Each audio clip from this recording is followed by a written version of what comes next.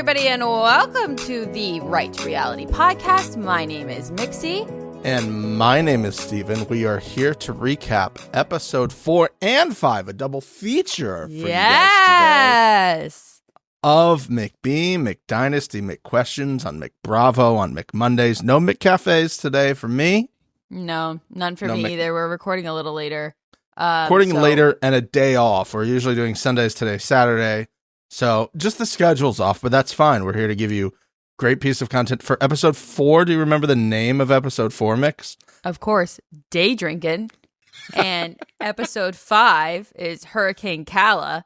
I texted Steven and all I said was, episode 4 is called Day Drinking and episode 5 is called Hurricane Callah. I am sat. As you should, and because these were 2 incredible episodes of television, I think we need a little. We're going to be here, so we need a little pep talk. I think a little pump up to get us going. And yes. I know just the tasty treat. You ready, Mix? I'm ready. All right, inject it in my veins. Here it goes. All right, boys, it's game time. I want your game faces on. I want your best foot forward. I want you to get ready. Let's take this field. Woo! I wish I had a Monster Energy drink. She had one. They cropped it out. Did you see it? Now they don't want to. Now they don't want to give free promo. See, we called it out, and they were like, "Shit, we're actually not getting money for that." That's exactly what happened. Of course, we should maybe cut out all of the Rockstar energy that is being pumped in our faces. Yeah, I mean, we had drinking on the job. We had harvesting. We had the Ozarks, which I didn't realize was a real place. I thought that was a made-up place for Jason Bateman, but apparently it is a real place. And Callah blacked out. So I'm like loving life right now. Yeah, things are sweet. In retrospect, I should have known. You probably did not know that the Ozarks were a real thing. That's on me. I should know better by now. Thanks for owning up to your fault in this. That's okay. I've learned and grown, and I know when to apologize for things that are totally my fault, and that is something that was my fault, thinking you would know that the Ozarks are a real place, even though you said you grew up in the Midwest, which would make me think that, but again, on me. Where even is it? Missouri. Okay. I think it's in Missouri. Explain it to me like I'm standing in Cincinnati, Ohio. Which way do I go? This isn't real. You don't know where Missouri is from Ohio. You know what? Steven, again, you did the map thing with me. Do you not remember this? I was just about to say again. I gave Mixie and everyone at work, not just to single her out, everyone at work a blank map of the United States. There was 4 or 5 of you who participated. I believe so. One person, I think, just said no and didn't do it. Yeah, they didn't want to even have it on paper that they were bad at it. And I do think you won, but it wasn't like everyone was bad. It wasn't overwhelming. Yeah, and I do believe one person put maybe it was Missouri or New Hampshire or something. It was Oklahoma. I think they put Oklahoma for everything. 15 times because they had no idea. I think you got 18, 19 maybe was the correct number. Honestly, I'm proud of that. Yeah. That sounds pretty good. How many would you guys have guessed correctly? Let us know in the comment section. And also, where's Missouri? Have you been to the Ozarks? You're going to be in Ohio, and then you're going to go west. You're going to drive through Indiana. Okay. You're going to drive through Illinois. No. Are they next to each other? I'm just going to look at a map. Backpack. And then you would be in Missouri. So. Oh, so it's not that far. It's 3 states over. They're not backpack. Yeah, and again, I did the whole... Okay. See? Can you confirm that Indiana and Illinois are next to each other? I can confirm that. Are neighboring states to you, so... I can confirm that. Okay. This was fun. You learn something new every day. Mm-hmm. Want to get into episode 4, Day Drinking. Mm-hmm. We finally get the Masha Galina meetup that has been brewing. I will say I'm a little disappointed with the outcome of it. I'm not. I wanted it to, I know that they were there longer, and I feel like we got a very cut down version of what happened. I think we missed a lot of things in this episode. There was a lot of things that were cut down. Yeah, I'm a lot okay of little like VO bites together that were, they didn't even try to hide that they were just piecing shit together. What I love about this show is that this show has so much footage that is on the cutting room floor. But yet the episodes still feel very disjointed because they're like, listen, we have 10 episodes. Yep. And we have so many things to throw together. But yet they will still put random things in there that don't need to be there. One of my favorite parts of this episode is the very beginning. Steve Jr. is in front of the entire farming team. And he's like, hey, I just want to have this kickoff to harvest season. And you can see this photo on screen now. This guy is like, oh, brother. Yeah. Oh, this could have been an email. Uh-huh. This could have been an email. I could have gone on with my life. I could be out harvesting already. You know? Let me harvest, dude. Set me free.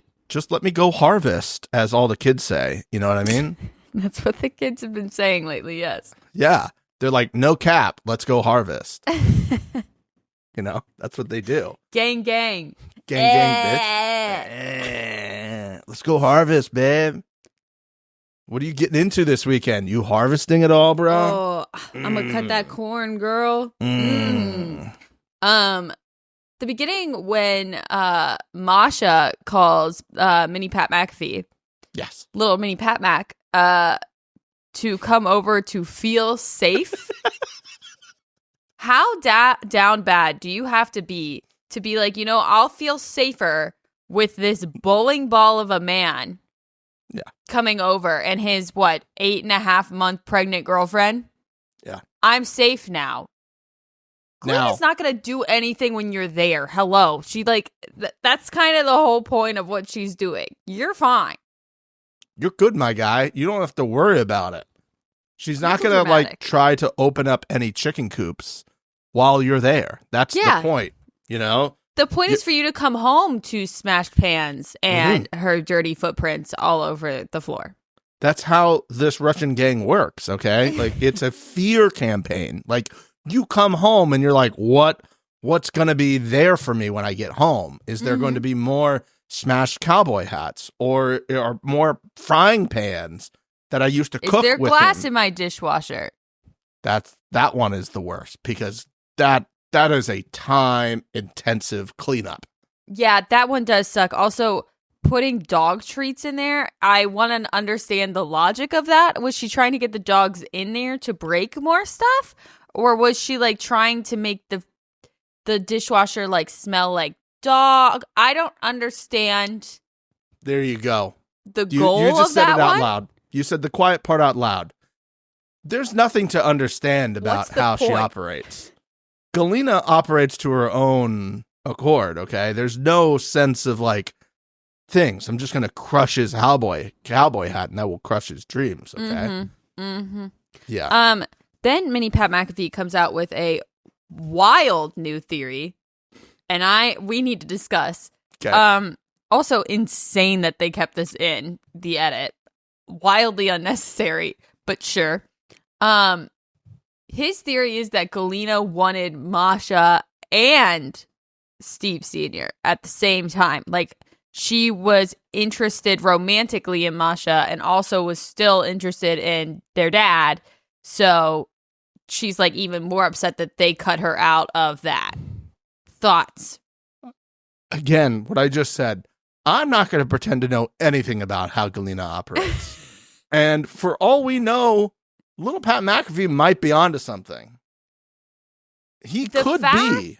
The fact that they kept this in the edit is the only thing that I'm like, why did they keep this in the edit? It was an unnecessary addition. I don't think it justifies, even if it's true, I don't think it justifies. We don't need her to be in love with Masha as well to all be like, oh, okay, now I understand why she's doing it. She's insane. It's obviously we don't need a new theory. No. It's not necessary. But the fact that they kept it in, I'm like, something might come from this. something that was completely necessary that I love that they just keep throwing in, I think, literally every episode, sometimes multiple times every episode, is when they keep showing Steve Jr. being like, hey, did you bash the car in, Galena? I know. And she goes, no. Like every episode, they're just like, are you sure? Are you sure? Because something tells me I really feel like you did it. I don't think a townsperson just walked in and found the Porsche and beat the shit out of it. Also, which we'll get to later, she's complaining about the Porsche. Bitch is driving around in a G-Wagon. Okay? Okay? There's so much. There's so much. Like, we could literally not even discuss the episodes and just take, like, wide screenshots of what is going on this farm and just discuss that, because it's its own other can of worms. Truly, it is. Masha being there was a point where I paused briefly. I'm going to go out on a limb. Mm-hmm. And I was like, is this person doing a bit? Because the accent almost seems comically fake, to the point where I'm like, I don't know how many people know there's a TikTok personality now called Ellie Shava, who for the longest time, I guess a couple months, people were like, oh, she's a Russian exchange student, got a flawless accent. She kind of plays a little dumb. Unfortunately, she goes to the University of Florida. Fuck the Gators. And it's actually this person called Liz Landon. And now that's been like put into the bit. Like she's like, as Ellie Shava, she goes, I don't know why this Liz Landon girl is like pretending she is me. I am Ellie Shava, but I so excited to how do I say? It's very funny. Very well done, yeah. But like parts of this when Masha is talking, I'm like, is this like an Ellie Shava in real life on this reality show? Yeah, I kind of want to get more information as to what the fuck is happening with her, like, locating herself in Gallatin, Missouri. Like, how did we get here specifically with her? There's no, like, all of a sudden she's just there, right? Like, in the timeline that we're being given by Galena, she's just like, I brought her here. Like, did she sponsor her green card? I'm not following the location of Masha in Gallatin. You're right. We never got that. Were they like friends, like back in the homeland, if you will? Is there like a Bumble Friends for Russian women that is specifically in Gallatin, Missouri, and that's how they met? Or did she like online order Masha? Like, I don't understand. No, you could be right. You could, and that's again what little Pat McAfee might have been getting into. Like, exactly. Hey, I'm gonna like Russian mail order us a bride for the three of us, the throuple. Which, if I know anything about Steve Sr., he signed off on. Oh, of course he did. Honestly, that's another thing too. Like, did Steve Sr. mail order Masha, not tell Galena, put Masha like 2 towns over. Yes. And they happened to run into each other at a coffee shop. Oh, you're also from Russia? Weird coincidence. The woman that I'm seeing right now that I will never marry and will not be in a relationship with, even though I will tell her if I were to be in a relationship, it would be with you. It's my favorite when they keep showing that clip because nothing is stopping him from being in a relationship. Other than himself. Other than him being like, I don't want to be in a relationship. For them to be him to say, if I could, because, you know, all of these things are stopping me. Yes. But if that didn't exist, I would do it. All of these non-existent things stopping me from officially dating you. If they went away, you'd be it. Yeah. But gosh darn. I got like 50 so reasons. Much stuff. Yeah. I mean, the big reason is I just want to bang whoever I want and have no responsibilities. Yeah. But if that were to go away at any point, which it won't, I'm being very clear, it won't go away, then I would do that. There was a point later in the episode, Mix, where she's like, I don't know what your dad has said to you, but he has said a lot of things to me. I thought we were going to spend the rest of our lives together. And I'm like, bitch, respectfully, no. There has been no things on camera that would tell me that. Even your daughter was like, I don't know about that, Mom. I believe that he would say anything to appease the situation at the time. I could see her being like, I want to be with you. And I could see him being like, you're the person I'm going to be with. It just can't start right this second. You know, because he's trying to kick the can down the road. I could 100% see him doing something like that. Yeah, absolutely. I personally think what happened is he somehow Masha inserted into their lives. However that happened, we don't know. But I think Steve Sr. saw that she was friends with Galena, went to Galena and was like, why don't we be a little bit open? And Galena was probably like, to appease him, sure, okay, fine. And then immediately got jealous. And then they started doing it behind her back. I think Galena would never sign on for that. And he met her and was just like, I like Russian, and this is like a younger, hotter version of one. Yeah. And she wants to bang me. So I'm not going to not bang, because I very clearly told this other one, we're never going to be exclusive. I'm not going to date you, and I do want to bang more hot Russians. So, like, what am I supposed to do? They're not like a plentiful option. Come on. Like, the guy, it's not his fault, right? None of this is his fault. None of these issues that are currently being handled in this episode and the next one could possibly be his fault. And my favorite part of it is he has also exited the conversation. So he definitely didn't start the fire, and then definitely didn't just exit and make everyone else deal with it. I'm so glad you finally came to that realization, Mix. What a good guy that guy is. Just a real peach. Real quick, truly. I don't want to gloss over the fact that little Pat McAfee Jr., his ex ran him down with a car at some point. That happened. Probably deserved. Are we going to sit here and say that we are shocked that he did something that would cause... I think she was trying to do everybody a favor. Yeah. Yeah, you know, she was a martyr. She Carrie Underwooded him almost in a way, instead of like digging the key into the side of the car, she took her car and was like, nah, I'm just gonna dug it into the side of him. Yeah, just like yeah. I mean, I'm sure maybe Steve Jr. here would have appreciated that to be the case, because we finally get to Harvest Day. We're plowing that first field, and we immediately break $2 million piece of equipment. I'm shocked it didn't break going down the road, Nix, honestly. Like, they were holding on to this harvest scene way too long. Yeah, like, it was bad. I don't need to see them harvesting. I get that I don't know what harvesting is, and unless this is an educational and informational show on CBS like mornings on Saturday, then I don't need to see the harvesting. But I then got the reason. Also, no reason for Jesse to also get in with him. That was unnecessary. I mean, why is there so much space to have multiple people in that? Like, you could easily fit 3 people in that front seat. Yeah. Why? I don't know. Maybe, I don't know.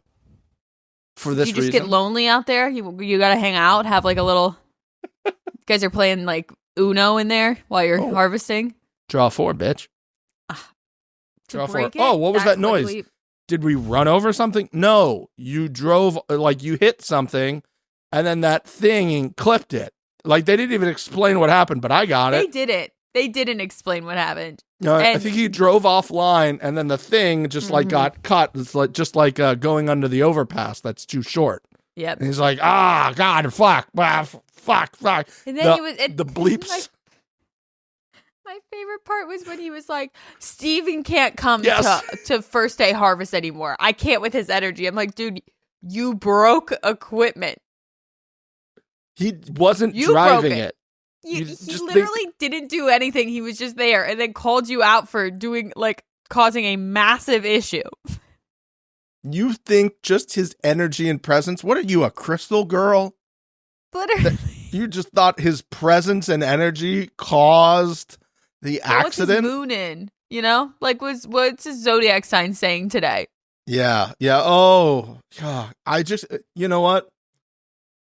I'm very sorry, little Pat McAfee Jr. I apologize. Mercury could have been in retrograde for all we know right now. We don't know the timeline. He would know. He would know. He would know. Yeah. He's an Aquarius moon, and when Aquarius moons are in a Mercury retrograde, it causes accidents with farming equipment during harvesting. Everyone knows that. The one thing that they're supposed to be able to do is farm, and they can't do that. Then we go back to the office.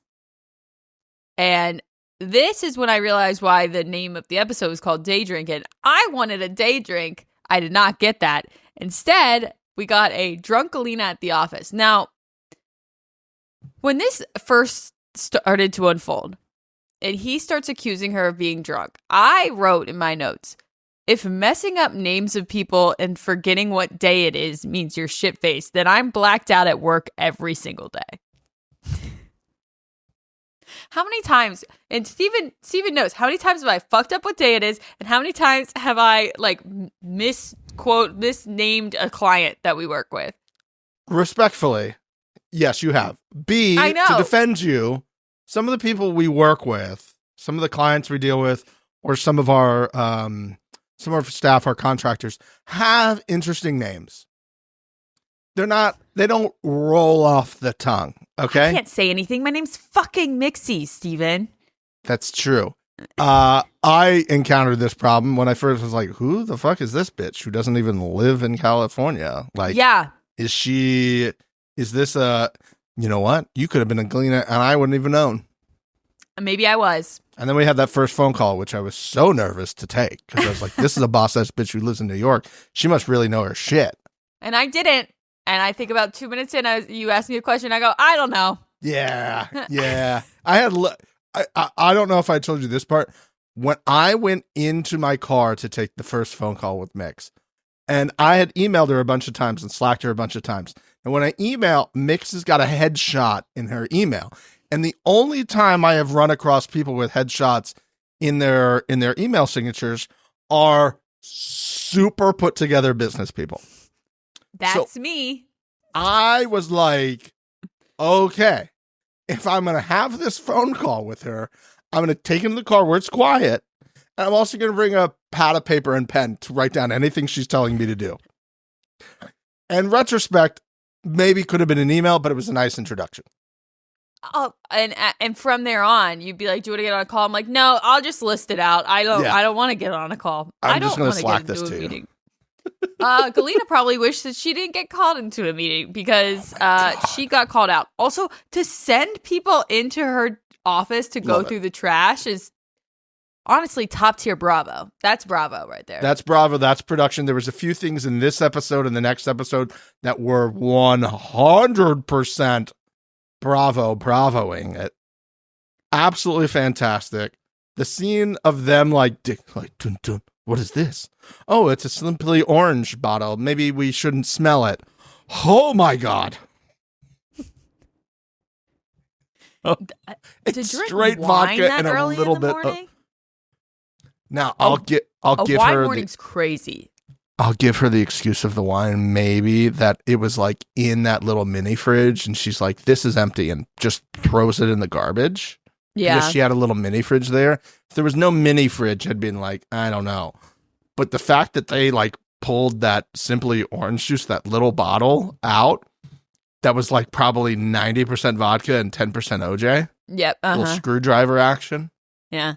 And he was like, oh yeah, this is not orange juice.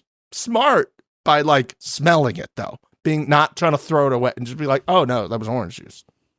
Yeah, I mean, also smart on Galena. I feel like she did a good job hiding it. No, she tried. He was pissed. Well, Steve Jr. rightfully so. Pissed.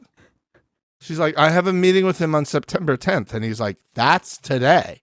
And she's like, ha. The looping of the laughing was top notch. They looped that laugh like 80 times, and I loved every second of it. I was about to be like, Galena can't be drunk at work. I fuck this kind of stuff up all the time. Nope.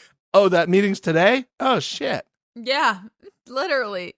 Yeah. Oh, it's right now? Oh, shit. Uh-huh. No, you wouldn't do that. You'd be prepared. You have it all in your calendar. I do. I check it You the day of. I wonder if there's... No, I'm not going to promise that. A way you to guys should see screenshot my Mixie's calendar. and just redact all of the names of the clients. It is insane. Might give people hives. It is insane. It's crazy. It's not easy being cheesy. No. Galena, Mix, I sent you this photo that we're going to put up on screen right now. My favorite part of all of this was the little sign that was behind her that says the best is yet to come. And I'm like, I don't know if it is. I just don't know if it is. I will say, Mini Pat McAfee, I think he said this at the end of this episode. At that point, there needs to be some sort of something happening here. Yeah. Like, we can't just have that conversation. If this was the only thing that had happened, maybe. Yeah. But we know she bashed the car in. We know she opened the door for the chickens. Yeah. We know she broke the pans and the glassware. We know she ruined all of the cowboy hats. She didn't come to work or answer her phone for how many days? Yeah. 2 days. At this point, we have reached you are on a leave for 2 weeks that is unpaid. You something. Something's got to happen. But Something's got to happen. We can't just let this happen. There's no accountability. That's the worst environment to work in, is just there's like people can just like do whatever the fuck they want. Yeah. And they're just like, yeah, whatever. I'll just come to work drunk, whatever. Yeah. No big deal. You know, I'll just drink at the office. No big deal. Whatever. It's just going to be fine. I almost started drinking myself when they then later showed the footage of her demolishing that car. What the fuck? We got 7 seconds of that? I need all of that. Why was this a flashback clip? A flashback clip. Why? He, air quotes, production got a car for her to smash in because I'm sure he was like, listen, if you ever feel like bashing a car in again. Yeah. I got you this one. Mm-hmm. Just come here and bash this car and not the other car, because this cost me less than $7,000. Uh-huh. And the repairs to the one that you didn't bash in. It magically got bashed in, Steven. I don't know why you keep acting like she did it. The drones, which are birds, are flying into the car. Exactly. I've learned and grown so much during this episode. It's unbelievable. It's unbelievable. I knew you were going to be pissed that there was only like 7 seconds. I was livid. Are you kidding? It was like last week. I was like, bitch, last week. Show us it to it last week. Uh-huh. You're telling me we stood outside next to this lake waiting for like 2 cans of sand to be dumped out of a helicopter for 20 minutes, and I could have seen Galena smash a car in? I had to see Callah trying to flip burgers or whatever the fuck she was doing at this party for so long. Like, double box me. Literally. Yeah, it upset. I'm glad that I should be glass half fooling this, but it really even more just upset me. I wish I just never knew that existed. The yes that left my body when I saw the tattoos. Same. I got so pumped. I go, why? But sure. Brooke is back with a bob cut. She looks fantastic. She is my favorite easily of the girlfriend line of Mr. Steve here. Not even close. She is so fucking cool. Also, I'm so happy for her that she's engaged. That guy she's with is super cute. They showed a picture. I was like, okay, slay. Okay, so for my own greed, I wrote down, hi, Brooke, come visit LA. And then it was like, oh, I saw that ring and your gentleman. And I was like, this is why we can't have nice things. Backspace. Yeah. It's still there because I got disappointed. I was so excited. I was like, oh, yeah. And then I sat like this. I was happy for her. I don't really understand. Obviously, production set this up. But like, what their goal was for if the goal was for Steven to realize that Callah's bad for him, it didn't work. It didn't take. Now, unless this is really out of sequence, which it could be, I don't know that it was thrown in here out of nowhere. It's fine. Again, more car bashing. If you need footage. We could have. No, I would rather not lose Brooke for more car bashing. I could have lost a lot of other things. There was so many tasty treats throughout this sectioning of it. One is that he was so fucked up at some point with Callah at a concert, didn't even realize that was Brooke in the elevator with him. And great. For him to immediately be like, it was the short hair, like, dude, she's a recognizable person. Like, we, both you and I knew who she was by the arm tats. That's it. That's all I needed, was a black top and arm tats, and I knew it was Brooke. I might not have remembered her name right away. I also was like, what's her name? What's her name?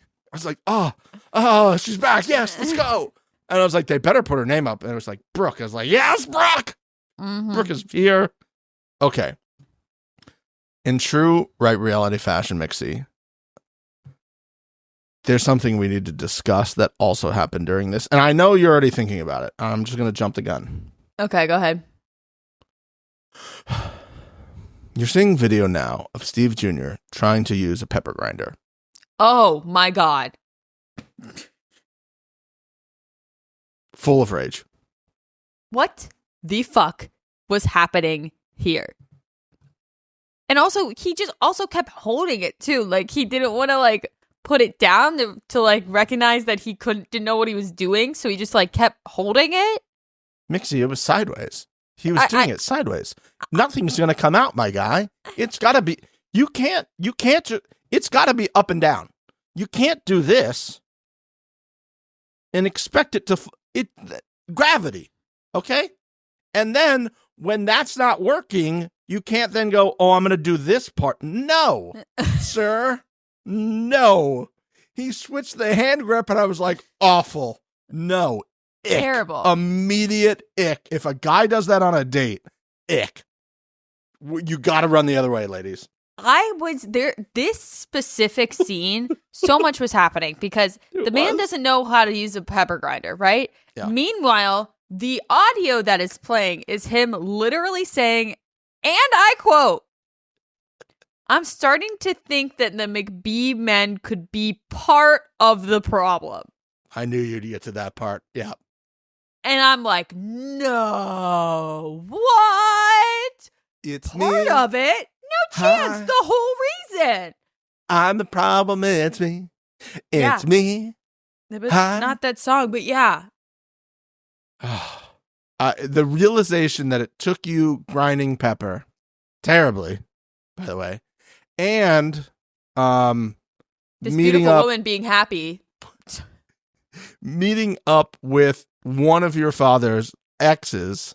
So strange, by the way. What a weird. Never mind. Eye is twitching just thinking about how. I just want to remind everybody, Steven Jr. told everyone to not contact Callah, his recent ex whose sister died. But he's allowed to go have lunch in person with his father's ex-girlfriend. So again, production set this up. I don't think he wanted anything to do with this, but I'm glad we did because we got to see Brooke, who I'm sure we will not see for the rest of the season, and we'll probably on no more McBee, McDynasty, McQuestions on McBravo and McMondays, which is sad.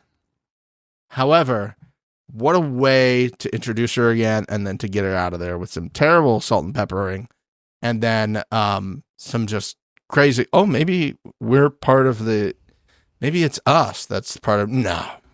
How could you have gotten there? Now, if we're speaking honestly, it's probably a nice little combo platter with you and Callah. Like, it's like a little combo. Yeah, I'll say with Callah, it's not 100% him. No. But it is a good even split of two crazy people. Mm-hmm. We finished with Brooke, and then we trap Masha and Galena. So good. It seems like Masha was aware, which seemed a little unfair to me. I was immediately like, Masha can't know what's happening and have like time to prep. Yeah. And Galina gets put in a car. And also, by the way, I know that they had mentioned that they were planning on doing this, but there was no like audience understanding of what was happening until they told Galina in the car. And I'm thinking they're driving Galina to like her empty liquor bottle stash that they found like in the back alley or something. Yeah. Like video footage of her bashing the car in. I'm just going to go drive down here and watch this. I took this Tuesday. They walk in, they're like, "You want to take a drive?" I'm like, "Oh, that's like The Sopranos where somebody gets whacked in the car." Yeah, she's done. She's done. She's in the back seat of the car, and she's like, "Where are we going?" They go, "We're going to the garage," and Masha's there. I felt like this is like how you take the dog to the vet. The dog realizes at some point, "Oh, I know this street. Oh my God. Oh, we're going to the vet. Oh God. Oh God. Oh God. Oh God. I don't want to be here. Oh God, oh God, oh God." Absolutely. And she's panicking. She's like, saying all these things. Like, and she's going through our greatest hits of why Steve Jr. Steve Sr. is a piece of shit. Yeah, we got it. We got it, okay? Like, honestly, Steve Jr. is so over this at this point. He just wants to They all are. Give people some beef jerky. And, let him feed you some meat sticks and move on with his life. They're moving furniture mix at the let's get this. Oh, get this out of here. Jesse brings a football helmet. I was crying when he was hugging that football helmet. Crying. That production so good. For sure did not give him. Amazing. Little Pat McAfee. Dying, laughing in the background. Was the best part of this episode. He could not keep it together. Dead. Rolling. And then there's the one where he like puts it on. Yep. It's and then he like buckles it. I was like, this is Mick's 6 a.m. on a Monday. Yeah. Just going. Mentally, absolutely. I got 5 days I got to lock in. Absolutely. The music, did you catch like the Western Showdown music? Oh, yeah. Wow, wow, wow. Ugh. That's what I'm saying. The buildup was so good. But then it was just like, and honestly, Steve Jr. gave great advice to Galina. Was like, you need to say what you're saying now and not use name calling. And then as soon as Galina gets in there, you whore. You go back to your whore place in your whore mind. Do you live in your own whore world? Like, I almost brought back quote of the week for that. I almost brought it back, which we've never done. She goes, "Do you know what world you live in? Oh, do you live in your own freaking whore world?" She loves that word. They love to just say, again, all of this is Steven Sr.'s fault. I cannot stress this enough. He's not there. Not there. Masha says to Galina, "Well, you slept with him when he was still married." And Galina's like, "Well, they weren't in the same house." And Masha's like, "Well, was he divorced or was he not living with her?" And she was like, "I don't know. I didn't ask that question." And then she's like, "But you slept with him when I was here." And Masha's like, "Well, I didn't know that you were here." And it's like, you guys all know. You guys both did the same thing. That's an even playing field. You can't get mad at each other for that one because you both did it. So that one's past the conversation. You guys did the exact same thing. Masha literally took your playbook, Galina, and just ran it better than you. Right? And honestly, as somebody who did that, you should just look there and go, game respects game. Game respects game. But no, because again, in your Delulu world, you thought this man who has repeatedly told you multiple times, at least to us again on camera, "I'm not going to be in a relationship with you." Yeah, Every time she's been like lovey-dovey to him on camera last season, he looked like his body was screaming. Yep. Your own daughter saw it. All the boys told you it's not a good idea. And you're just like, okay. I don't understand why they thought this meeting would work. The only thing that could potentially work is their father sitting down with those two women and having an honest conversation, which will never happen. No. There is no end to this where everything stays as it is. Masha and Steve Sr. stay dating, and Galina stays working at this farm. That is not a possibility. One of them needs to go.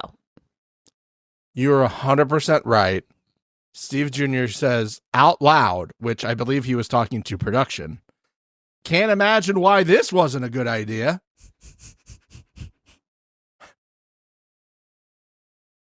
I mean, wasn't he knew a bad idea. He's like, hey guys, they're like, so here's what we're thinking. I think you should broker a deal and you should take Galina over to meet Masha and maybe they hash it out. Then you don't have to deal with this anymore, man. But they were like being like the best Bachelor producers. Yeah. They're like telling you to do stuff for their own benefit. But they're like, they're trying to like, make for it seem you like it's your idea. Business. Yeah. I think for your business, and they won't have to. They're they're being like a therapist. I think to help you out in the business.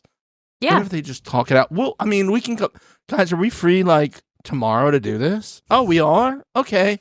I mean, we'll tag along, I guess. We're going to just have Galina bash the car in a little bit more, but we can film this instead. Also, this Jack guy, who is he? He just works on the farm, but whenever we see him, he's not actually working on the farm. He's fucking around with the brothers, not doing work. I think that's what we're seeing. I think he's like the bestie who's not like the family member, who's always like pretty close knit. Yeah, I he would seems like a cool guy. I like that him. Should be the fourth brother that now, by the way, is still showing on the show, but they're giving him a lower third that just says manager. They're not even saying that he's a brother anymore. Did you see that? Did I see that? Am I blind? Did I see that? Did I have so many thoughts on that? Did I just my eye is twitching thinking about this again? Let's introduce everyone. Let's introduce literally in the next episode Uncle Jimmy or whatever the fuck his name is, and give a whole backstory to Uncle Jimmy. But let's just pretend like the other brother who's been disappeared from this fucking show is just like a hanger-on in the group. He's there. And so is his girlfriend, who they reference the entire time, but they never give her a super. They never put her on camera. Yep. His lower third is it Braden or Brandon, whatever his name is, McBee. They give him the last name in his lower third, and then underneath it, they just say McBee Farm Manager. And it doesn't say brother or son, nothing. Youngest kid. The one that we disappeared an entire season of. If he doesn't want to be on camera, understandable, fine. But you're still showing him and giving him a lower third, so either put him on or don't. Yeah. Don't allow him to go on this trip. Tell him, in this next episode we're about to talk about, make me believe he's also got a 5K that he's got to run or something like that. You know what I mean? Yeah. And then at the end of this episode, Mix, which I'm sure was one of the most frustrating things this episode, Steve and Callah have this little reunion date. It's just where Steven says he's going to put in money for her apartment. Wild. But they're so done, Steven.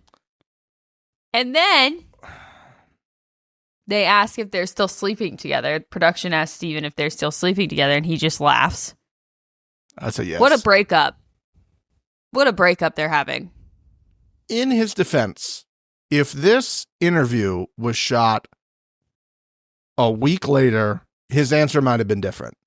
It could have been shot 3 days later, his answer might be different. They break up so many fucking times. Well, yeah, I mean, who knows when this was shot? Do you think she's paying rent at that Kansas City place? She's not paying for a goddamn thing. She doesn't have a job. Didn't in the next episode? They said she's on payroll at the farm. And I wonder if he's just saying that. I wondered. Yeah, probably for tax purposes and stuff. Yeah, and maybe that's what it is. She's like, I know a lot of things. You put me on payroll and I don't do anything. Yeah. I go around with you and I'm hot at these meat things. I'm being used as a prostitute in a way, which not in a way. I love Galina whispering prostitute I believe in Russian, to Masha while the guys were like, okay, like, I think maybe if you know, kind of just a prostitute.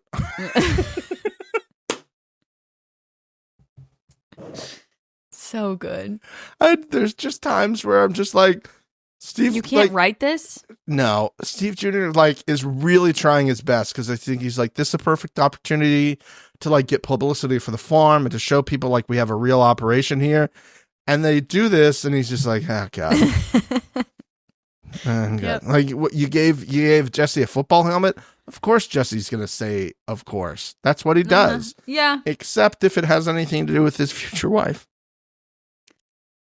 That was awkward. All of that was awkward. Is that the end of this episode, Mix? That is the end of this episode, and that takes us into episode 5, Hurricane Callah. What a name of an episode. Hurricane Callah. Absolutely. And honestly, yes, but also I would say it's a tropical storm.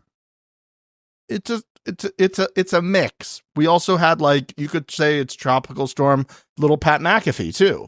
I think he was worse. He was clearly worse. And I think production and the McBees get to sign off on the episode names. Yep, and they threw Callah under the bus because, honestly, Hurricane Cole sounds just as good as Hurricane Callah. It sounds better, and honestly, it would have been a more accurate representation of what went down. This episode. This is an incredible episode, Mix. This is might be one of my favorite episodes of television of all time. And just nonstop. Great storytelling episode, start to finish. You know, like there wasn't a bunch of extra. Nothing about the farm was involved at any point in time. There's no farm. There was farm no whatsoever. farm. Just like, hey, setup line, deliver. Yeah. We start the episode with everyone packing up their cars and driving to the Ozark, whatever. Callah says, and I quote, "Am I a dumb bitch for going? Probably." I scream, "Yes!" Yep. That sounds like a TikTok song, like a TikTok thing now. Yeah, You know what I mean? It should be. 100%. I also want to put this on screen right now, and I'm sending it to you, Mixie, because I don't think I sent it before. They were talking about how they used to have a house up there. They're like, oh, we used to go up there all the time. I know exactly what you're talking about.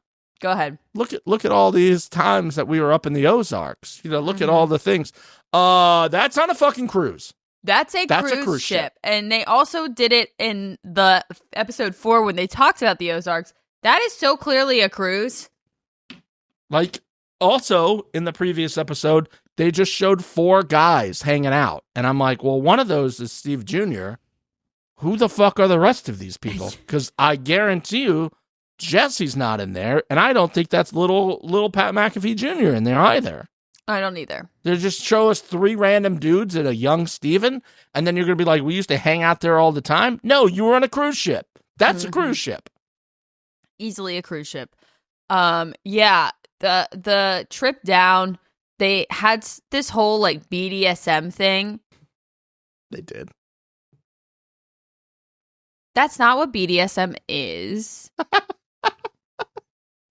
That's just Steve Jr.'s a bitch. But I kind of get it. Like, if you're in charge at work and you were always making the decisions and always having to take care of all of that stuff, it is nice to be in a relationship where once you exit work, the other person is now taking care of things and you don't have to make decisions anymore. So I understand that. To say that is BDSM, though, is kind of insane. That being said, I could see him into BDSM, but it's not because of this.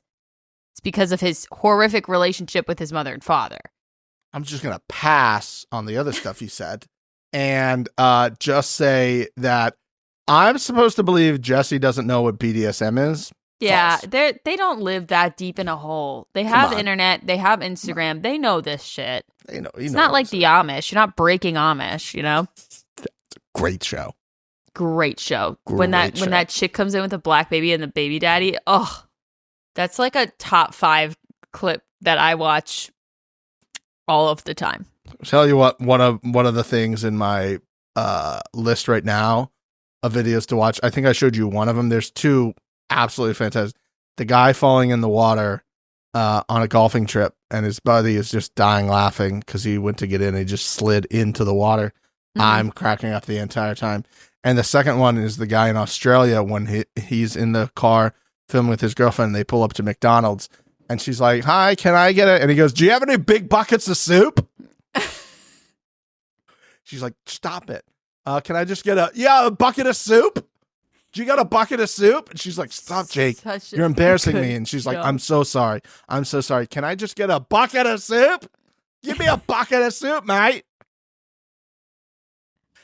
Cry every time. Every time. Good. You got any big buckets of soup? Oh, shit. The one thing they really needed was like a giant bag of McDonald's to like soak it all up. The one thing they did have was that Domino's pizza that. Yes. Oh, that drove me insane. That was the biggest tragedy of this entire episode, where the 2 different boxes of Domino's pizza that nobody consumed at any point, that were just carried around, that never got eaten. I need to know what type of pizza you got. Never was opened. I need to know how many drunk slices of pizza you got, because drunk pizza is great pizza. Oh, drunk pizza is great pizza. It doesn't matter where it comes from either. That is the thing. It all tastes the same. If you're sober, you're like, I actually don't really like so-and-so. Yeah. Drunk, give me the pizza. I couldn't agree more. We're jumping ahead, though. We got to get to the beginning of this whole trip. We get to the house, we unpack, we go to the first restaurant bar situation of the trip. It is a place called, I believe, Encore. All of these places in Ozark are sick looking. Like that day drink place they went to the next day, too. Awesome. Why? I want to take a trip to the Ozarks, I think.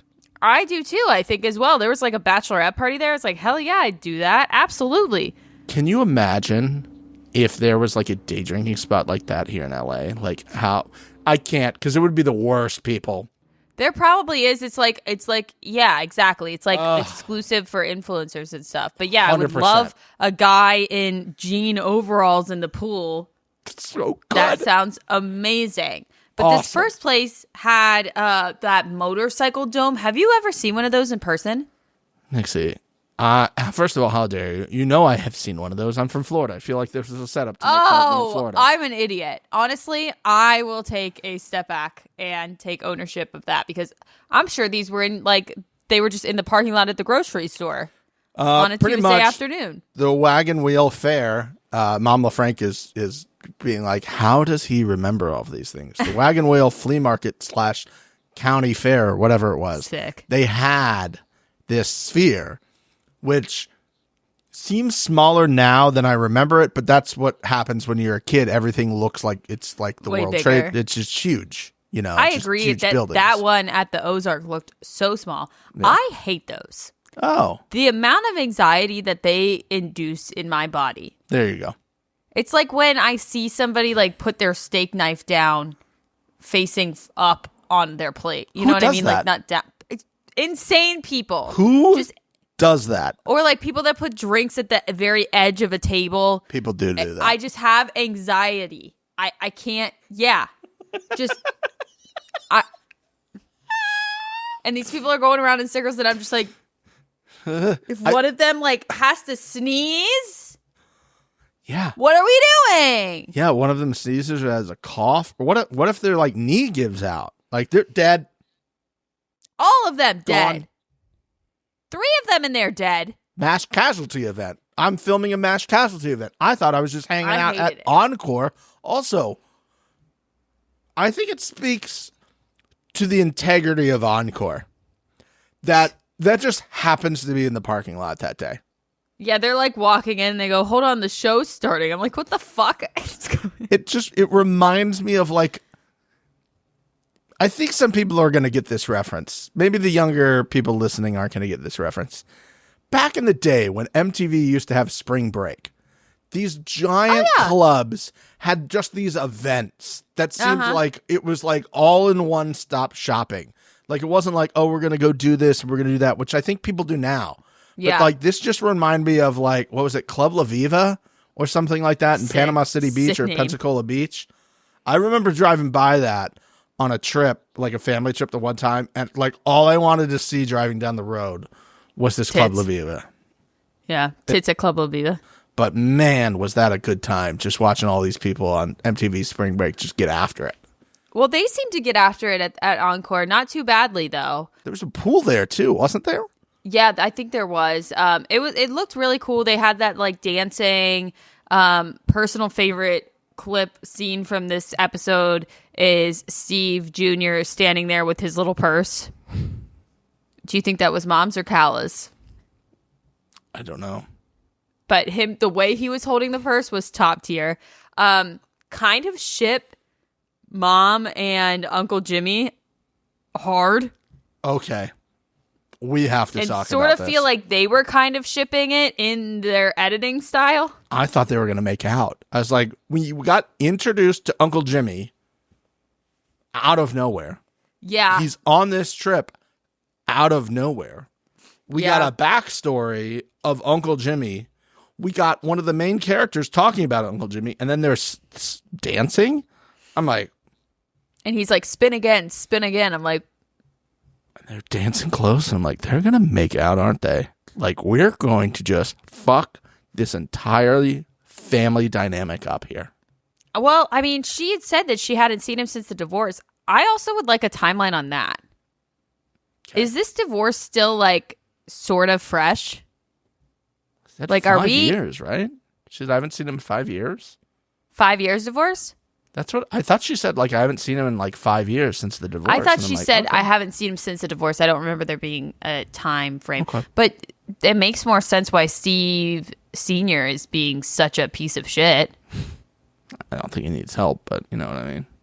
Well, but if the divorce is, if he's like 15 years divorced to be acting like this versus like within the first 5 years, you were married for so long, you're free now. Now I'm just going to be a massive piece of shit and just sleep with whoever and not give a singular fuck. Mm-hmm. Makes more sense. I'm not justifying it, but it makes more sense. I'm on the website for the place we were just talking about, Encore, the resort place. It looks fantastic. Ugh, I want to go. I want to see how much it is. Might just like do a trip with my friends on the East Coast. It's like a good middle ground. Yeah. Maybe. They had a great time. They come home, decide to play a game outside. Terrible idea. Not with Mom. No, terrible idea. I understand production set this up, and they wanted you to play like 20 questions, like put the things in the hat. At no time were any of those questions that people asked. Production put their own questions in there, took everybody else's questions out. Yep. Terrible idea. Although I really would like to think that someone asked the question, would you rather make out with Galena or live with her for a week? That might have been a question of one of them, but it seemed very production coded. The prenup question wasn't even a question. Steve Jr. just asked the question out loud. Yeah. First off, I want to know, would you rather make out with Galena or live with her for a week? Is it like a roommate situation, or is she like... No, same bed. I'll make out. I'm making out every time. Because I feel like she's going to want to make out in the bed. And now that I've invited her into my home, you know, Mixie, I have a lot of cowboy hats I don't want destroyed. So that is true. You got to protect your cowboy hats. I do. I got a lot of expensive cowboy hats in here. Guys, I would like to know in the comments, would you rather make out with Galena or live with her for a week? The prenups thing. Yeah, so that wasn't a question. That was just a statement that was said. That wasn't in the hat.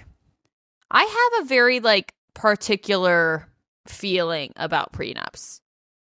I don't understand why people get so upset about them. If you're marrying a person that you love and you're agreeing to marry this person and you're going to be with them for the rest of your life, it shouldn't be offensive to you or an issue to you to sign a paper saying you won't take all of their money. Okay. I don't get why, like, he was saying, like, oh, Allie's going to kill me that I said that, blah, blah, blah. Why? Like, I'm legitimately asking. I don't understand how it's, like, offensive. It shouldn't matter. If they want to get a prenup, great. If they don't want to get a prenup, great. I don't understand why it's like a point of contention. I'm guessing, never being in this position before and not having any sort of assets that anybody would want to take, that you're basically already thinking about the end of the relationship. Basically saying, hey, when this ends, I don't want you to take my shit. And I think that's why people are upset. Like, you're basically, by me saying a prenup, you're basically saying you think we're going to break up. Well, and that to me is hurtful. But yes, but they have assets. So, like, if you know you're not going to end things with that person, then it shouldn't affect you. I can understand it being like, I wish that, like, we didn't have to do this, but it's also like, be a fucking adult. There are things that are at play here. So you're saying you wouldn't mind. You're just like, okay, go ahead. I understand being hurt by the question, but, like, that's like oh, shit. That's the reality of the situation. Not like I can't believe that you would even bring this up. Your family has a fuck ton of money. They own a farm. They own car washes and houses and all of these things. You gotta, like, take a step back and be like, I understand that me and you, our relationship is not just me and you. There is a family business involved that we need to have a mature adult approach to. And there's also a thought that if this goes in, is she now a partner? Like, does she have stakes in this? And yeah, and you could play it that way too. Yeah, like, is she going to be in on this? Like, if things go sideways, like, can she just sell that stake to someone else? And then we have somebody who hates our family, who has, like, control over something or can make money when we're making money, and there's no, like, they're not doing anything to assist us making money. I understand. I think I'd understand it more if she was, like, working at the farm and she'd get, like, a stake in it. But yeah, if the farm does well and they sell the farm or anything like that and they're divorced, she's getting a giant payday out of just breaking up with the husband. So I don't know. It's a very awkward question, and I assume for a lot of people it's a very weird thing to bring up. But yeah, I guess you got to think about, like, protecting family assets that you didn't even earn, and why why would my partner, who I'm not with anymore, get to take some of my family assets that I didn't even earn? Exactly. Yeah, I don't know. Weird, but I get it. It was a rough ending to the night, but the night ends, the morning comes. Steven and Callah are sitting outside. We find out that Callah has found an apartment that she hasn't even applied to yet that is so nice and fancy that Steve Jr. is not even able to be a co-signer on it because his W-2 or whatever won't show that he makes enough money to be a co-signer for her new apartment. How expensive is this place? I mean, you need $250K on your how much money you're bringing in to get that apartment.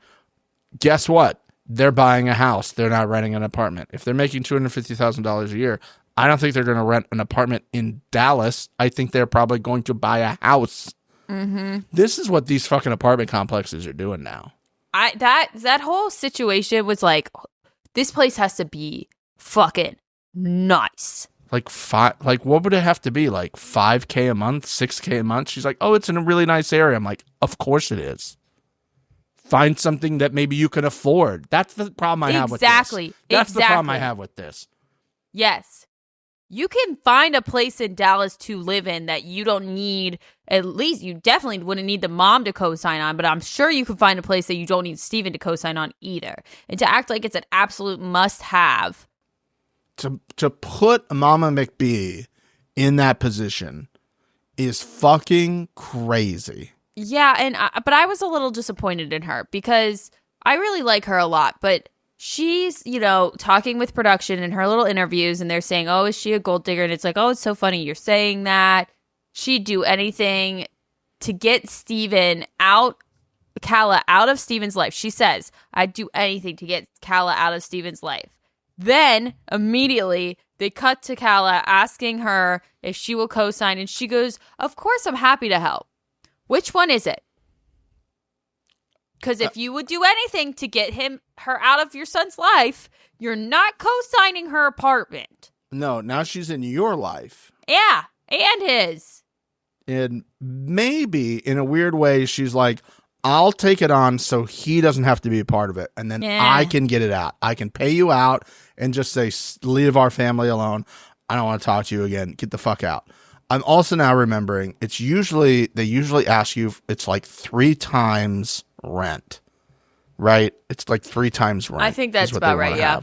So let's say $250,000. We're doing a quick math. Great podcasting. $250K divided by 12 months. Okay, that's let's call it $20,900 a month is what you bring in. Okay, so I don't even know how to do the math for the rest of this. I'll pick this up later. We'll continue on. Okay, yeah, we'll come back with that with the maths on that later. I was disappointed in that. Yeah, not what I wanted to see. What I did enjoy seeing was paintball. They went paintballing. That was a great little addition. Good little fun time. Have you played? Have you played paintball? I've never played. I really want to. I feel confident I would be fucking sick. People love to play paintball until they play paintball. And I know, because it's got to be so painful. When Steve Jr. was out there in a cutoff. These short sleeve fucks had no idea what they were doing. Terrible idea. Jesse also getting pelted like that. Great. Did you see Jesse's shirt, by the way? I don't think so. Do tell. The shirt reads, I'm going to put it on screen. Okay. The shirt reads, and I quote, "If she don't hawk Tua, I don't want to talk Tua." This must have been at the height of Hawk Tua. God, she disappeared. Well, she tried to swindle people. Crypto scam. She didn't do it. She got let into somebody. Oh, whatever. A crypto scam? No. People don't do that type of stuff. You're right. Banana coin's real. Yeah, the I'm shirts still were holding banana coin. Crazy. I'm up $8,000, Mick. Oh my God, no way. That's true. I didn't buy any banana coin. Yeah, I was very clear with you not to do that. When they were on the teams and they said, we're going to do the Purple Cobras thing, did you immediately do it? Not in my head because I was typing. Steven, I did it out loud. Oh, you did that? I went immediately on time with them. I was too busy typing. Terrible idea for half the team to be wearing short sleeves. Yeah. They've never played crazy. paintball before, is my It was note. A crazy move. Also, I would like to ask you this question.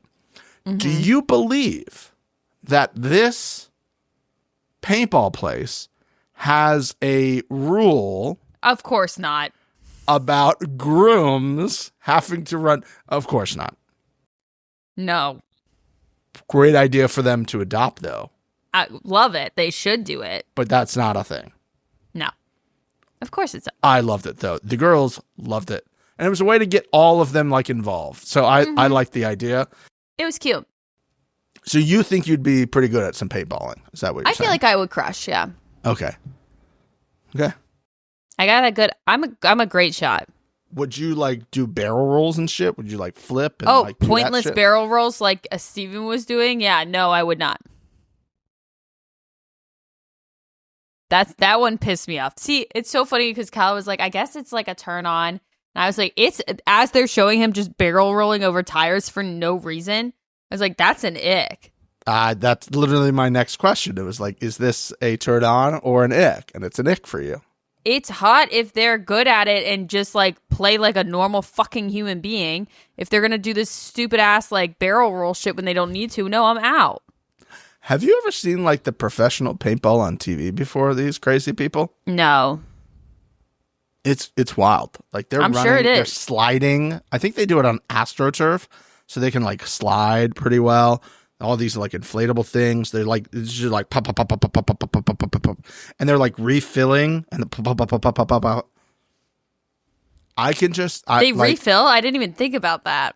Oh my god! The professional ones, they have magazines on their sides, which is just like Stanley cups full of like extra balls that they put in. That's crazy. That's crazy. It's pretty crazy. You'll have to look that up. I want to look that up. Yeah.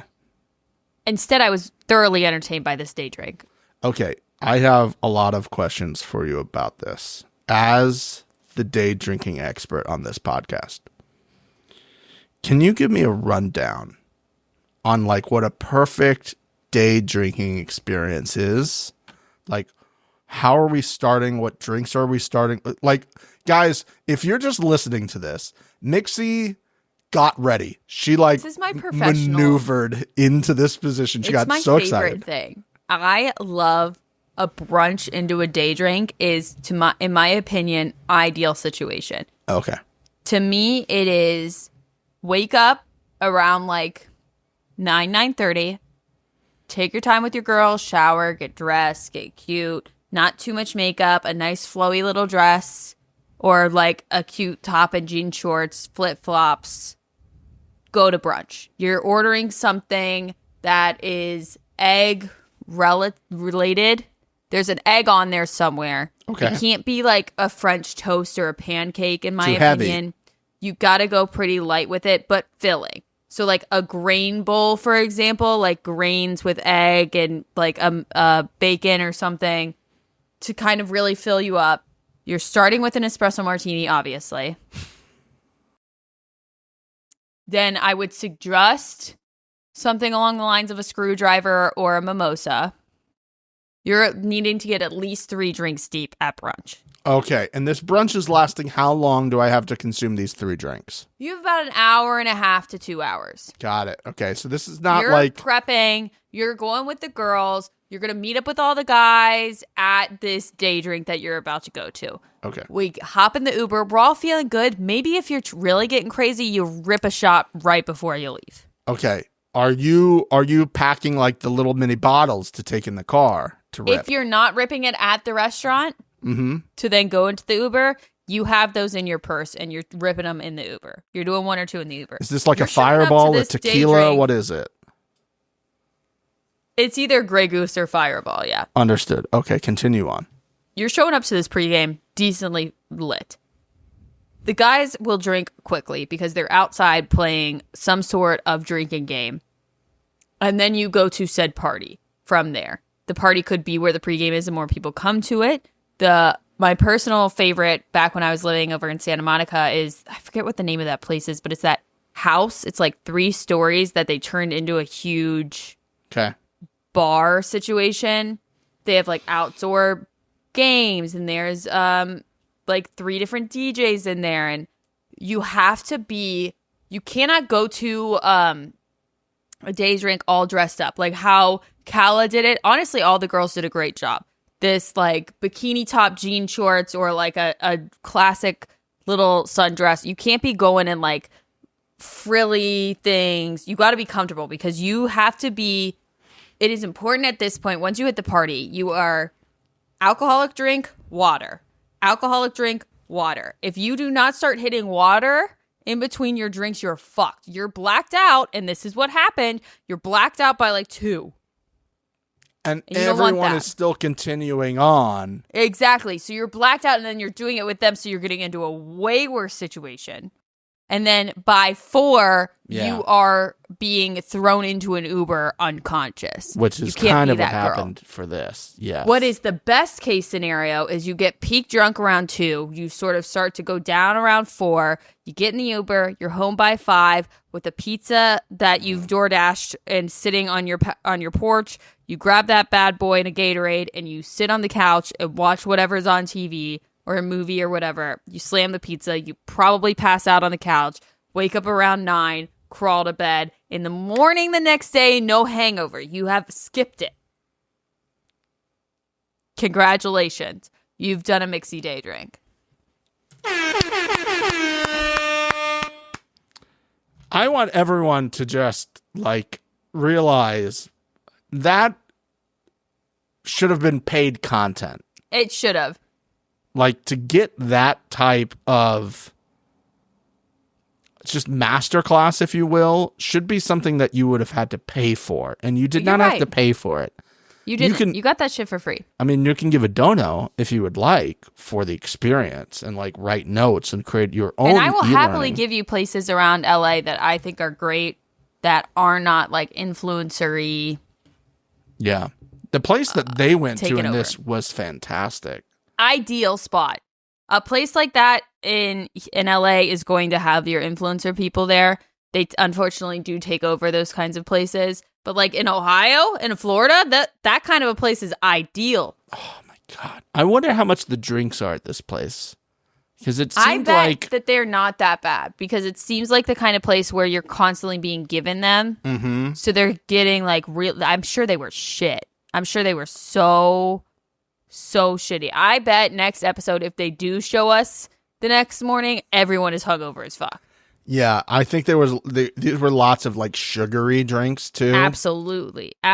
Those shots that they were handing out, the color of them, that's not a liquor. No, that's the type of stuff that gets you in trouble. Absolutely. Honestly, I was watching this. I'm like, I'm glad I don't like go like that anymore because like everybody's got those like reference points. You're like, oh, and you like kind of get transported back there. You can see it in their faces and stuff, and you're like, yep. Mm-hmm.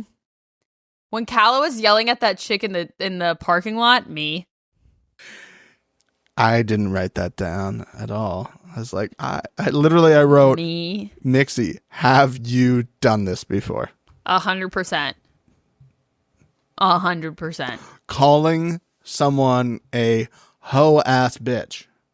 Hoe-ass bitch? I don't think I would have used that. I think I would have gone for more of a yeehaw hillbilly fuck. That does sound Personal like something favorite. You would say. Yeah. But no, I mean, if I've never started a fight, but I finished them. Hell yeah. Sure. Yeah. I want to ask about day drinking and like what a sign of a good day drink would be. So if you're out on the day drink and the following things happen, is this a sign that I had a good day drink? 1, other people not part of my party are giving us drinks for free. Is that a sign of a good day drink? Yes. Okay. Good sign. 2, at some point we've moved locations within the day drink. Like we're at one point, still at the same place, but like we've transformed like scenes. Like we were outside for a long time, now we're inside for a long time. Or we're by the pool, now we're in the pool. Yes. Okay. What if somebody's crying in the back of the car saying they're not a little bitch? We have gone for a downhill turn. You know what will take you right back up, though? Huh. Callah shaking her ass, becoming this Let's week go!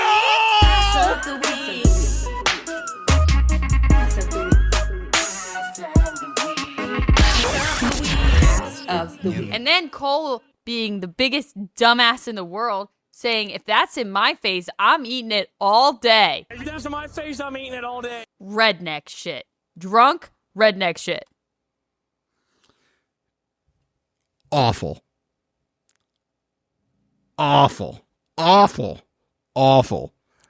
This is the type of stuff you could say if you're out with the guys and you're like at a strip club. Fine. You don't do it when it's your brother's on again, off again Ex-girlfriend. who's probably still together and they're probably going to fuck later. Yep. And then if you think maybe that can slide because my brother's cool or whatever, and you look to the left and your pregnant girlfriend is there who's not able to drink because, again, she's pregnant, you're incorrect. Also, probably the worst. Like, that must have been the worst experience she's ever had filming this show. Everybody's getting drunk and having a good time. I would off myself. Off it. A sober person at a day drink? I'd rather be in jail, please. Truly. At least they'll have air conditioning. Truly. Unbelievable. Last question about a day drinking experience. Is double fisting a good idea? Is it a good idea? Because Pat McAfee Jr. Is it was fun? Absolutely.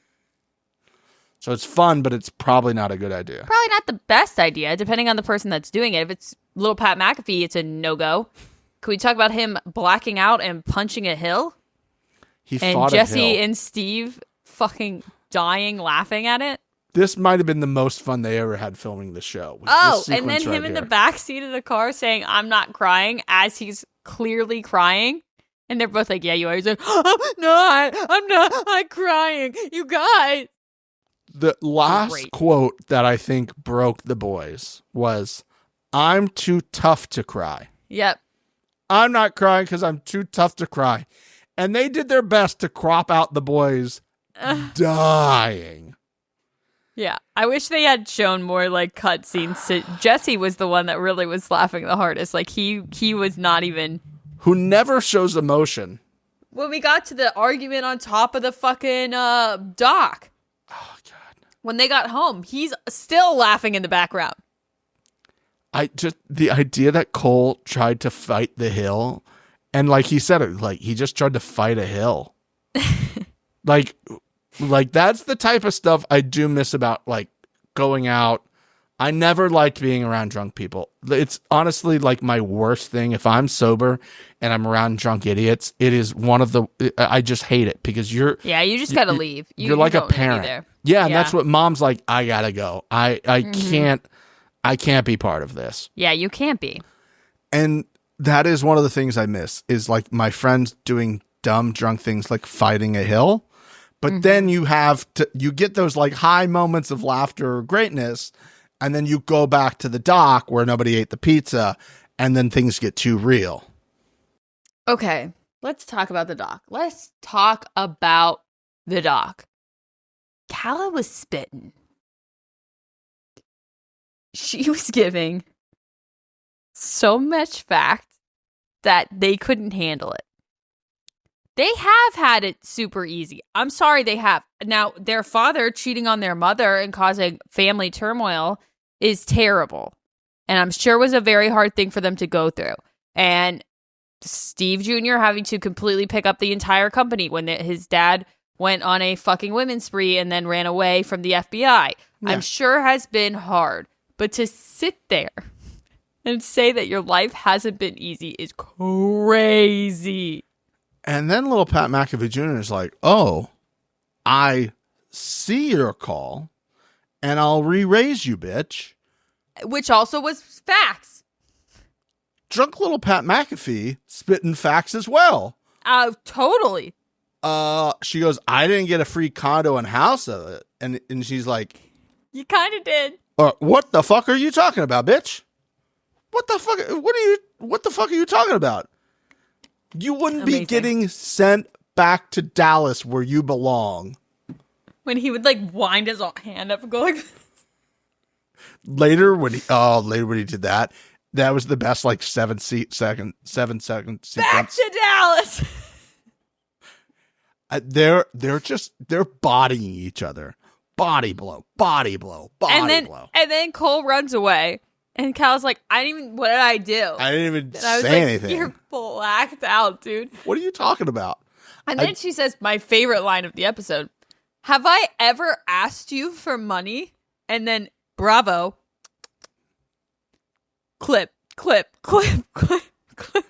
I think the editor had such a wonderful experience with this episode. Oh, boy, did they. But also, like, hold on, you're giving me how many minutes to put all this in? 44. I should just play the argument on the dock for 44 minutes. Yeah. Like, and then that they cut so much shit of what was being said once Cole went inside and sort of ranting to the family. They cut so much of that. Really mean stuff in there. Oh, yeah. Really mean stuff. Really spitefully mean stuff. That had nothing to do with her appearance or anything to do with, like, the only reason you're still with us because he's just fucking you for fun. Just all of these things. Oh, yeah. I do like how Steven did set up how Callah, like, the phases of drunk Callah. Yeah, it was spot on. Was great. Respectfully, Steve Jr., gonna say that's the same for everyone. I was also about to say, you're just listing how people get drunk, but sure. Phase 1, good times, obviously. Yeah. Phase 2, anger. Yeah. Phase 3, lose motor control. Again, nothing Callah specific here. I was hoping for a few little insights for that. I felt when I did this, I felt like I was Sean Evans from Hot Ones because he does like a lot of these hand things. Yeah. Mm-hmm, this is this is Trump. This is good. This is Sean That's Evans. Trump. That's Sean Evans. Yeah. Wow, Just be great careful. hand impressions. Great. I need to get. Callah then goes back inside. Oh, I think in her drunken state, thinking that she's like being the bigger person to try to have a conversation right now. Now's not the time, girlfriend. And Steven pushing her on that bar stool. This is gold, people. This is gold. This should be behind a paywall. That shot should have been behind a paywall because then immediately he does the wind up back to Dallas. Like the cameramen are dodging trying to get out of that shot, and they kept it in, which they never do. Too. The camera guy turned down because he's like, I can't show camera people's faces, so he's trying to like tilt down to not show them. Acrobatics that they're doing. Steve Jr. just pushing her on the chair out of a scene. It's got to be a GIF. It's going to become a meme. We were in on the ground floor. Congratulations, everybody. And this is what you do when you listen to the number one. We get you in early before the rest of the crowd comes to the show. Yeah, you're welcome. He just pushes her out of the way like a 2-year-old in a high chair who's throwing food at like another kid and just like, I'm going to slide you out of here. And honestly, it was the only thing that was going to work at that point. It was the only thing. I wish he had just like picked her up and took her downstairs and shut the door. But instead, we got her saying, I'm not too drunk, as she slurs the fuck out of her words. No pizza is eaten. And can we also discuss something here that happens throughout this argument and in her ITMs? The girl can't say buried. Buried. That is the word, not bury. Math? Bury. Bury. Gonna bury it. I'm going to bury it. I'm going to bury you. Bury. I want the next episode to be way more of this. I want drunk fights constantly. Oh, God. That's what we got a lot of last year. Let Galena drink at the office, okay? Yeah. Like, come on. Yeah. Hey, should I do this transfer of $3 million? I think it's a good idea to do it. They said like I could like double up. It's something called Dodge. Doogie. Just bury it. Just bury it. I'm gonna hit transfer. This guy, Sam Bankman something or other said I should do it. I don't know. Oh boy. Anybody want any Simply Orange juice? Simply Orange juice? That's the one brand they could not put in that show, by the way. Yep. They were like, they don't. Okay, they don't want that fucking association. We do need to blur Simply Orange. Incredible 2 episodes here. I feel like, as we always say, I cannot wait for the next ones. God. I know that there's going to be more of a fallout on this Callah Steven situation. Galena is going to be a dumpster fire. The mom Mixie during this, it just she shows that she, unfortunately, which is really sad, can't control the boys. Like and she keeps saying, "Stop, please stop." And I think anybody's just like, "Hey, mom's being like, stop." That's when you stop. You should stop. And the boys are like just running her over. Yeah. And then Steven finally yelled at her. And I'm like, yeah. And then it like finished and I was like, I feel icky for saying yeah to that. It did feel like he was like, I'm tough. holding back. I'm holding back. I'm holding back. And then he unleashed and it was like, okay, that was too far. Because now she's crying and like, we can't be making women cry out here because he probably said, again, some real shit that they had to cut out. I'm sure real shit was cut out of all of this. You do this all the fucking time. You fuck with my family and I got obviously also she is going to drop the FBI bomb. Also, why did he tell her that? Why are you telling her that? That's that post-coital talk. Yeah, it is. Yeah. No, it's before. It's before. You know, you're saying all this stuff to get her to do it. I think it's after. I think it's a post Like you're just laying there, no energy left, and you're like stressing and you just need to like get it out. You seem really stressed recently. Yeah, you got this FBI investigation. You got a what? Mm-hmm. You got a what? I didn't say that. I am at the point, though, if it's not in this next episode, I'm pissed. We will be at, episode 6 at that point? Talk about the fucking investigation. Let's do it. We have teased it enough. I think they're going to push it right to the end, and that's going to be like the setup for the next season, potentially. I wonder if they've filmed anything. I don't know. But yeah, that sequence of like pushing her in the chair to the like, I don't know if it's going to get better this season. That was absolutely fantastic. But McBee, McDynasty, McQuestions on McBravo and McMondays, no McMuffins today. Continues to amaze us, and we're it so will, very and it will grateful for continue to do so. Guys, we are a little like unsure of when we will get these screeners and stuff, but it's looking like we'll be doing 2 episodes together moving forward until the end of the season. Destination X, we have 1 more of those bad boys, or is that already coming out by the time this comes out? I don't know what timelines are. Challenge also existing. We have a lot happening at the Right Reality Podcast right now, and Steven and I are doing great. Thank you for asking. We are doing great. My eye is not twitching already, realizing what I have to do after this today. But that's fine, because we do it for you, and we love you guys so much. Thank you for your constant support. We will see you guys on this page, wherever you listen to us, later. Love you.